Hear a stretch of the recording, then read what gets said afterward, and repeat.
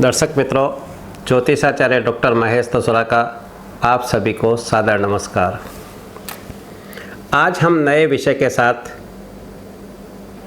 नई चर्चा कर रहे हैं, वो सभी पेरेंट्स की परेशानी को लेकर। अभी सारे रिजल्ट्स आ रहे हैं। अब सभी की तकलीफ़ ये है कि 10th के बाद, 12th के बाद एजुकेशन में ज्योतिष शास्त्र का क्या महत्व है, कौन सी ब्रांच लें, कौन सा कोर्स लें कि जिसकी वजह से हमारे बच्ची का भविष्य उज्जवल बन सके, करियर में वो लोग सफल हो सकें। तो उसके लिए मुख्यत्वे जन्म कुंडली में पहले ये बता दूं आपको मैं कि एजुकेशन के लिए होता है 5वां स्थान, एजुकेशनल क्वालिफिकेशन के लिए होता है 2रा स्थान, एजुकेशन का कारक होता है गुरु। इन 3 स्थिति को ध्यान में रख करके, इन 3 स्थानों को ध्यान में रख करके, इन 3 स्थानों के स्वामियों को, स्वामी जो है वो किस नक्षत्र में हैं, उनके स्वामी कौन है, उस स्थिति को ध्यान में रख करके हम 3 ब्रांच जो मेन मुख्य है, साइंस, कॉमर्स, आर्ट्स, 3 में से कौन सी ब्रांच सेलेक्ट करें। तो सबसे पहले अपन चलते हैं साइंस। साइंस सेलेक्ट करने के लिए साइंस में भी खास करके केवल साइंस सेलेक्ट करना है अभी आपको, तो भाई सूर्य, मंगल, बुध और शनि का महत्व है। कॉमर्स नक्की करना है तो सूर्य, बुध, शनि का महत्व है। और आर्ट्स ब्रांच लेनी है तो चंद्र, मंगल, गुरु, शुक्र का महत्व है। अब साइंस में खास करके 2 ब्रांच है, बायो लें, मैथ्स लें कि दोनों लें। कई बार ऐसे कोर्स लिए जाते हैं जिसमें जैसा चांस मिलेगा ले लेंगे, कंफ्यूज होने की ज़रूरत नहीं। स्पष्ट गाइडेंस ले लीजिए ताकि एक ही ब्रांच के अथवा कोर्स में अपन विषय लक्ष्य बना करके जीवन को सफल बना सकें। तो खास करके बायो लेनी है तो सूर्य, मंगल, बुध और चंद्र का महत्व है। यदि आपको मैथ्स लेनी है तो सूर्य, मंगल, बुध और शनि आपकी कुंडली में किस स्थिति में बलवान है, मध्यम स्थिति में है, निर्बली है, वो देख करके आप आराम से ब्रांच सेलेक्ट कर सकते हैं। यहाँ तो हो गई, अपन ने 10th में ब्रांच सेलेक्ट कर ली। अब अपन चलते हैं 12th के बाद।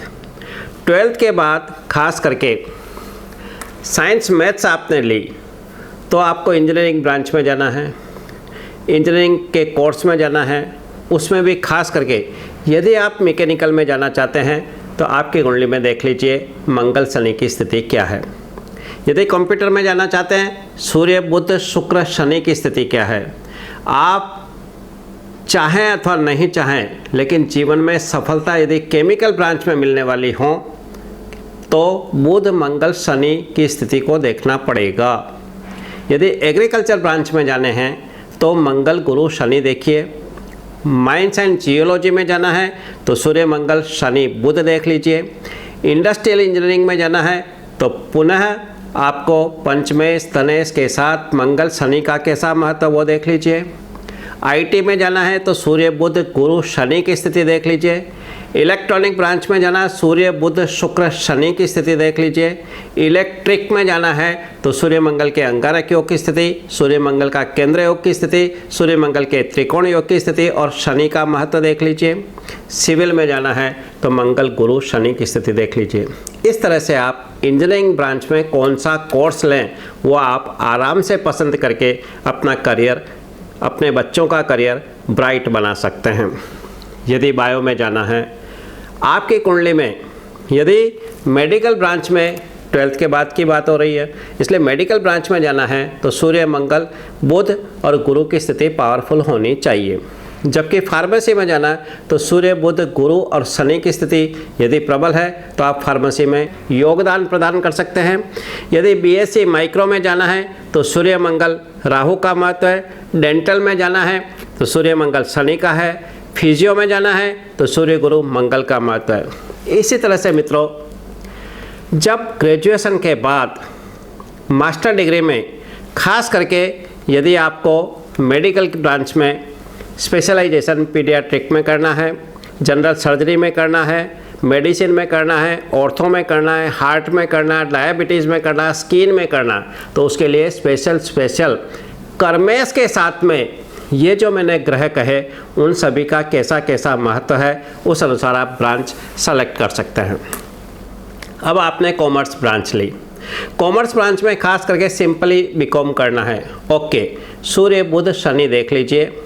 एलएलबी में जाना है तो सूर्य बुध के साथ साथ शनि का महत्व है, कहाँ वहाँ कानून आएगा, लीगल आएगा, तो इसलिए शनि का भी महत्व है।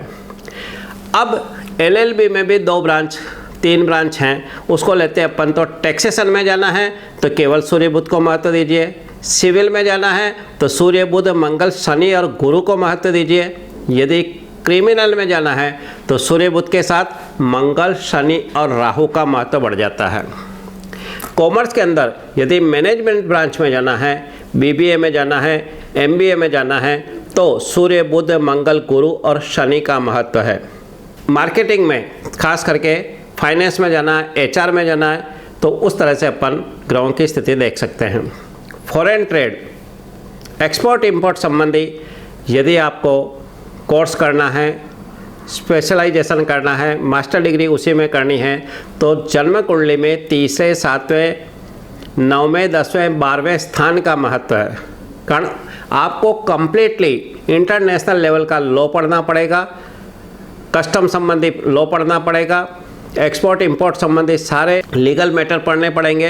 तो उसके लिए फॉरेन ट्रेड के लिए इन ग्रहों का, इन स्थानों का महत्व है। अब आपको सीए करना है, सीएस करना है, सीएफए करना है, तो सूर्य बुध शनि का महत्व है। साथ साथ में यदि सीएस में जाना है तो कंपनी संबंधी लॉ के लिए बुध का महत्व है। यदि सीएफए में जाना है मतलब फाइनेंस में जाना है तो सूर्य बुध का महत्व है। और सीए में ऑडिटिंग में जाना है तो सूर्य बुध शनि का महत्व है। इस तरह से आप कॉमर्स संबंधी ब्रांच में सेलेक्ट करके आगे हायर एजुकेशन कर सकते हैं। अब लेते हैं अपन कला का क्षेत्र, आर्ट्स में एक सिंपल ही लेते हैं फोटोग्राफी। तो फोटोग्राफी में सूर्य चंद्र मंगल शुक्र का महत्व है। एनिमेशन मंगल गुरु चंद्र शुक्र का महत्व है। इसी तरह से यदि इंजीनियरिंग ब्रांच में भी प्रोग्रेस है, कला के क्षेत्र में भी प्रोग्रेस है, दोनों ग्रहों का कंबाइंड पोजीशन आप आपकी कुंडली में देख रहे हैं, तो आर्किटेक्ट में जा सकते हैं, फैशन डिजाइनिंग में जा सकते हैं, डिजाइन संबंधी कोई भी कोर्स लेकर के आप अपना करियर बना सकते हैं, करियर में सफल हो सकते हैं। चाहे फिर वो बिजनेस हो, चाहे इंडस्ट्रीज़ हो, चाहे एक्सपोर्ट इंपोर्ट हो, चाहे ट्रेडिंग हो, कमीशन संबंधी कामकाज हो अथवा कंसल्टेंसी हो। तो खास करके पेरेंट्स जो चिंतित रहते हैं, मेरे बेटे को, मेरी बेटी को कौन सी ब्रांच दिलवाएं कि जिससे वो अपने करियर में सफल बने, तो कुंडली के ग्रहों के अनुसार, हस्तरेखा के अनुसार आप तुरंत निर्णय ले सकते हैं। इसी के साथ एजुकेशन संबंधी इन्फॉर्मेशन पूरी करते हैं। फिर मिलते हैं नए विषय के साथ। नमस्कार।